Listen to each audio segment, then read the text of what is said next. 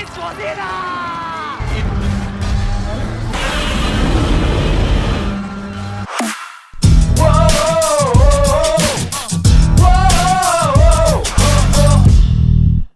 up, everybody? Jared here with another monster bash of a movie review. Now, if you're new to this channel, don't forget to hit that subscribe button and bell icon to stay up to date on this channel's newest reviews, reactions, and you guessed it, ridiculousness. So this never happens to me. I gotta see a movie a little bit early. Warner Brothers sent me a screening. It was an IMAX. It was free. It was awesome.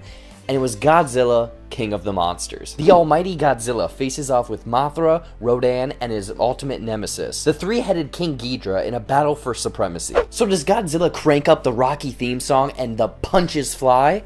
Let's find out. But before I get into my thoughts, let me know what you guys thought of Godzilla, King of the Monsters in the comments down below. I'm curious if you fully enjoyed this movie.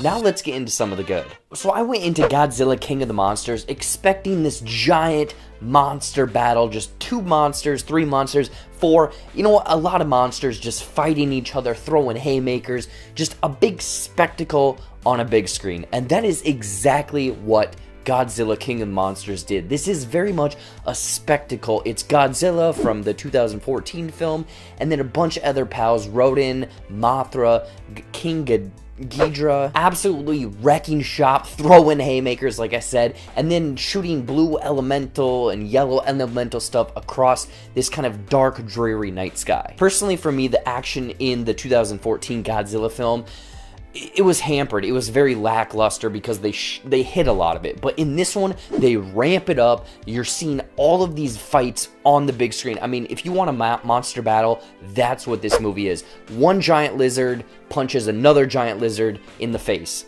That's this movie. And as I mentioned, the blue and yellow elemental stuff flying across the screen, like, the visuals in this Godzilla movie were spectacular. Like, it is amazing to see this stuff play out on the big screen. And obviously, with all of these fights and a lot of action happening on the big screen, it was tough to kind of tell which monster was which, but each monster had their own kind of color palette to stick to. Godzilla was blue, Rodan was kind of orange and red, and King Ghidorah was yellow, and you could easily tell with all of this action happening which monster was which. But it also made for a wonderful spectacle because, like I said, it's a lot of dark, dreary, muted colors. Like, this is a very cool, very dark color palette. So then when you get these bright, vibrant, borderline neon colors against that going back and forth, it's very beautiful. It's very wonderful to watch. There's a couple scenes with Mothra that are very awe-inspiring. I will give a disclaimer though that a lot of the scenes are choppy,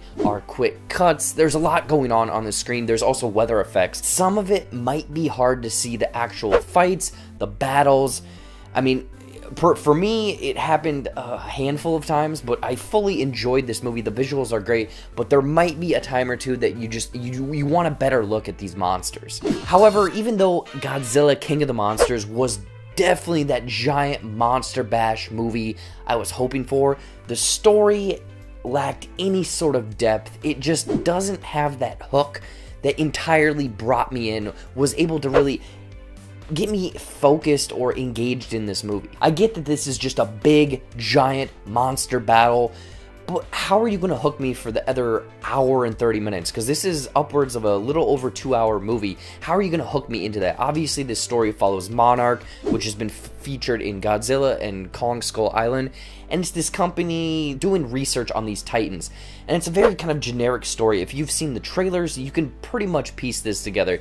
Bad guy wants to do this thing over the world, the titans go mad, then the humans, these other good guys, come in to try to save the day. The story's not that complex. It doesn't fully intrigue you. Again, there's a spectacle, there's these fights, but in between that, there's not much there. And like I mentioned, this is a 2+ hour movie, and there's battles, and there's a lot of middle stuff in there. They obviously had to add a human-centric story in the middle of that, and it is just bland. I mean, obviously the monster battling, that's the spectacle. That's why you're seeing this movie. But when the human characters are interjected into the story, it comes to a crawl. I mean, there's little to no character development. The relationships between these characters are not explored. And again, they're just not interesting. It's like, why do you want me to care about these people? Because they don't give you a reason why. For example, Millie Bobby Brown's role in this movie could have just been taken out and it would have flowed the same. There's a few scenes where she's radioing people, trying to get in contact with people, but just kind of do a little something something to enhance it for me. Hello?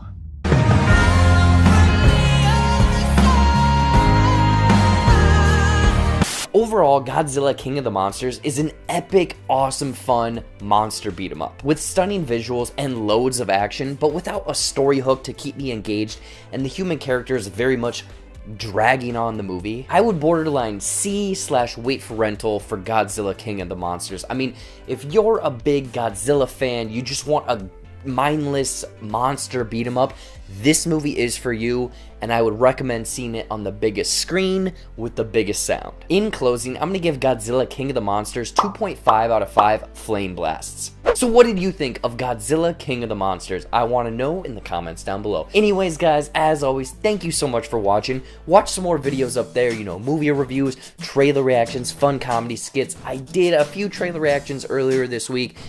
Tomorrow, I think I'm dropping the ranking of these Godzilla-verse movies, so check that out when it drops. Follow all of my social media stuff, click that subscribe button, hit that bell icon to stay up to date on this channel's newest content. And until next time, I'll see you later.